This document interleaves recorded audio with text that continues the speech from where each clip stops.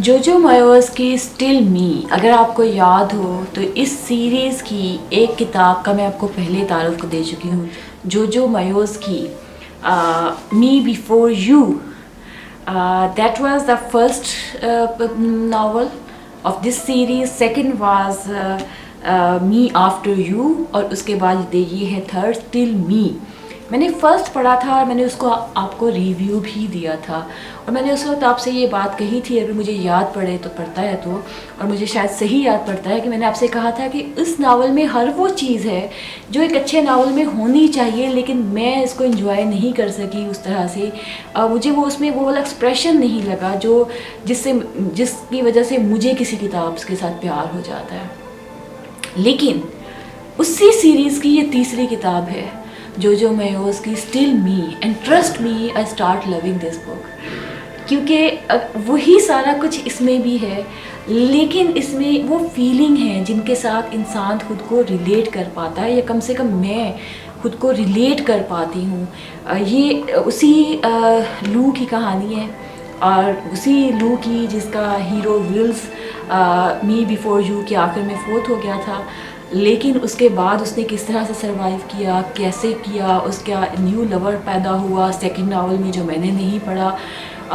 इसमें उसकी नौकरी हो जाती है न्यूयॉर्क में, और वो न्यूयॉर्क शिफ्ट होती है अपने बॉयफ्रेंड को छोड़कर, और फिर न्यूयॉर्क में शिफ्ट होने तक उसकी ज़िंदगी किस सूरत हाल से गुज़रती है, वो कैसे कैसे उनको टैकल करती है. और that is full of the glamour full of the fifth Avenue, New York की सबसे कॉस्टली, सबसे महंगी वाली अकोमोडेशन वाले एरिया, न्यूयॉर्क का सबसे खूबसूरत इलाका, दुनिया की सबसे महंगी प्रॉपर्टी वाला, और फिर उसके बारे में कहानियाँ, और फिर वहाँ के अमीर तरीन लोग, उनका लाइफस्टाइल किस तरह से, फिर उनके लाइफस्टाइल में उनकी प्रॉब्लम्स, और उनके बीच में लू एक इंतहाई हम्बल सी नौकरी करते हुए और किस तरह से गुजरती है. That was really amazing. और मुझे ख़ास तौर पे बहुत मज़ा आया कि जब इस तरह की कोई बुक हो जिसमें आपके पास बहुत सारी लोकेशंस अवेलेबल हों, बहुत सारे अच्छे मकामात की बात हो रही हो, बड़े बड़े अच्छे इलाकों और शहरों की, और उनके खूबसूरत मकामात की बात हो रही हो, तो मुझे ये अच्छा लगता है कि फिर मैं गूगल से उनकी कुछ तस्वीर या कुछ वीडियोज़ निकाल कर उनको देखूं. इस तरह से वो जो एक डिजिटल में एक विजुअल आपके पास आ जाता है, वो इतना क्लियर आ जाता है कि फिर वो यूँ नहीं लगता कि जैसे आपने किताब पढ़ी है, फिर वो यूँ लगता है कि आपने कोई मूवी देखी है. और मैं इसमें साथ साथ फिफ्थ एवेन्यू की उन रोड्स पे जहाँ पे बड़ी बड़ी गाड़ियाँ, बड़ी महंगी तरीन लेमोजीन्स आकर रुकती हैं, और जिसमें महंगे तरीन लोग न्यूयॉर्क के अमीर तरीन लोग उनमें बैठ के चले जाते हैं, और फिर उन गलियों के अंदर फिरती हुई लू, और फिर उसका बॉयफ्रेंड जो बरतानिया में रह गया है, फिर उसकी सिस्टर की कहानी, उसके भांजे की कहानी, फिर वहाँ पे रहने वाले फिफ्थ एवेन्यू में रहने वाली उन फैमिलीज़ की कहानी जिनके साथ लू काम कर रही है. That was super amazing. फिर इसके बीच में कौन कौन से क्लाइमेक्स आते हैं कि जब लू की जॉब चली जाती है. That was amazing. और इनमें इस नावल में इतना कुछ था जिनके साथ मैं ज़ाती तौर पे खुद को रिलेट कर सकती थी, जो जैसे वो उन प्रॉब्लम्स को, स्पेशली एक एक्सपैट होने की वजह से, जब आप बहुत सारे सिचुएशन में से गुजर रहे होते हैं, तो वो सारी चीज़ें हम मैं एटलीस्ट इसमें रिलेट कर सकती थी. It is also a romance, लेकिन ये उस तरह का रोमांस नहीं है जैसे मी बिफोर यू था. That was very much predictive, कि हमें यूजुअली हमारे यहाँ इस तरह के ड्रामे बनते रहते हैं हमारे पाकिस्तान में ख़ास तौर पे, जिसमें हैंडीकैप होता है, और बाद में कोई हैंडीकैप या माजूर या नकम्मा, जैसे परिजाद में या किसी भी ऐसे ड्रामे में कोई इंतहाई डल कैरेक्टर का मालिक बंदा जो होता है, वो आखिर में हीरो साबित हो जाता है. तो फिर इस तरह की कहानियाँ हमें ज़्यादा अपील नहीं करती, या मुझे नहीं किया था. लेकिन इसमें दिस इज़ अ रोमांस, इसमें रोमांस है, लेकिन this story is not only revolving around the romance.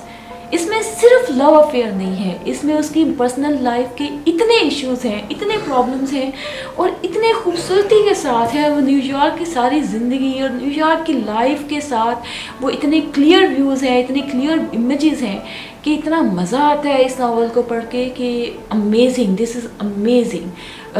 اگر آپ ہلکی پھلکی کتاب پڑھنے کے شوقین ہیں، ناول، رومانس اور پلیزنٹ قسم کی ریڈ کے شوقین ہیں تو یہ ضرور پڑھیں. اس کے بعد بلکہ مجھے خواہش ہوئی ہے کہ میں اس کا جو اس سیریز کی جو سیکنڈ بک رہ گئی ہے وہ بھی میں پڑھ لوں، اور اس کے بعد میں جو مایوس کا نیا ناول خرید کر لے کر آئی ہوں، کیونکہ میں نے اس کو اتنا انجوائے کیا ہے. آئی ریئلی فیلٹ کہ نہیں، بعض دفعہ آپ کو لائٹ ریڈز بھی کرنی چاہیے، کوئی لائٹ چیزیں بھی پڑھنی چاہیے. ضروری نہیں ہے کہ آپ ہر وقت مشکل والی چیزیں پڑھتے رہیں. اور اس میں اتنا مزہ، اور ڈیفینیٹلی اس میں مجھے اتنا مزہ آیا ہے جو مجھے می بیفور یو میں نہیں آیا تھا. اور جب مجھے اس وقت بھی بہت سارے لوگوں نے کہا تھا کہ ہم نے اس ناول کو بہت انجوائے کیا ہے، تو میرا پوائنٹ یہ تھا کہ اس میں ویسے ہر چیز ہے لیکن مجھے اس میں وہ مزہ نہیں آیا تھا. شاید اس میں میرے ریلیٹ کرنے والا کچھ ایسا نہیں تھا، لیکن اس ناول میں اتنا کچھ تھا کہ جس کے ساتھ میں پرسنلی خود کو ریلیٹ کر سکتی تھی. And I will do recommend it کہ آپ اس کو ضرور پڑھیں. دوسری بک جو میں نے اس کے ساتھ ہی پڑھی ہے، ابھی کل پرسوں ہی ختم کی ہے، یہ ہے محسن حامد کی دا لاسٹ وائٹ مین. اور یہ it's a novella, it's a small book, اور یہ آلموسٹ 200 پیجز کی ہے. بہت ہی چھوٹی بک ہے. اور محسن حامد کی ہم رائٹنگس کی طرح جیسے وہ ہمیشہ لکھتے ہیں، full of abstract things, full of abstract ideas. اور وہ ایسی نہیں ہوتی ہے کہ جیسے یوزولی کمرشل یا فکشن ہوتی ہے، وہ بہت ہی فلاسفیکل انداز میں ہر چیز انہوں نے لکھی ہوئی ہوتی ہے، اور یہ بالکل ویسے ہی ہے. اور ایک دم ایک شہر میں اچانک کیا ہوتا ہے کہ گوروں کے ایک شہر میں اچانک یہ ہوتا ہے کہ جناب ایک گورے کا ایک دن اچانک سے رنگ کالا ہو جاتا ہے اور بالکل براؤن ہو جاتا ہے جیسے ہم لوگ براؤن ہوتے ہیں ایشیا کے لوگ. اور پھر کیا ہوتا ہے، پھر اس علاقے کے لوگ آہستہ آہستہ ون بائی ون سارے کے سارے براؤن ہوتے چلے جاتے ہیں، اور وہ پوری ایک ریس بدل جاتی ہے. گوروں کی ایک ریس پوری کی پوری براؤن صاحبان میں بدل جاتی ہے. لیکن یہ اتنا آسان نہیں ہوتا ہے کہ ہمارے ہاں ریسز جو ہیں، بہت ساری چیزوں کی وجوہات ہوتی ہیں. ہم ان پہ فخر کرتے ہیں، ہم ان کی بیس پہ دوسروں کا جینا حرام کرتے ہیں، ہم ان کی بیس پہ دوسروں سے نفرت کرتے ہیں، ہم ان کی بیس پہ بہت ساری چیزوں پہ اپنا حق سمجھتے ہیں، اور ہم انہی کی بیس پہ بہت ساری چیزوں سے خود کو محروم سمجھتے ہیں. تو it's not and that easy thing کہ جب نہ رنگ بدل گیا، وہ ایک پورا پروسیس، وہ کلاس، وہ کمیونٹی کس اذیت میں سے، کس تکلیف میں سے گزر رہی ہے، اور وہ کس مراحل میں سے گزر رہی ہے، یہ سارا محسن حامد نے بہت ہی خوبصورت طریقے سے بتایا ہے. اور وہ سچویشن جب ایک گورا باپ اپنے کالے بیٹے سے پیار کرنے پہ اور اس کا ساتھ دینے پہ مجبور ہے، اگرچہ وہ اس میں اس کے ساتھ خود کو ریلیٹ ہی نہیں کر پاتا، اس کو لگتا ہے کہ یہ اس کا بیٹا ہی نہیں ہے. اسی طرح سے ایک گوری ماں اپنے آپ کو اپنی کالی بیٹی کے ساتھ رکھنے پر کس قدر مجبور ہے. محبت کے ہاتھوں آپ کتنے مجبور ہو جاتے ہیں، اور صرف ایک رنگ بدل لینے سے آپ کی دنیا کس طرح سے اپ سائڈ ڈاؤن ہو جاتی ہے، کس طرح سے آپ فل آف پریویلیج پرسن سے ایک ٹوٹلی ڈپرائیوڈ اور ڈیجیکٹڈ قسم کے انسان بن کے رہ جاتے ہیں، ایک آئسولیٹڈ کریچر بن جاتے ہیں. تو this is a story of about that, about the racism. ایک رنگ کی بیس پہ، ایک نسل کی بیس پہ، یا ایک ریس کی بیس پہ ہم انسان کتنے پریجوڈیسز اور کتنی نفرت اور کتنے مسائل کو پالتے ہیں. بہت ہی پیاری کتاب ہے، بہت ہی خوبصورت کتاب ہے. You should read that. Thank you.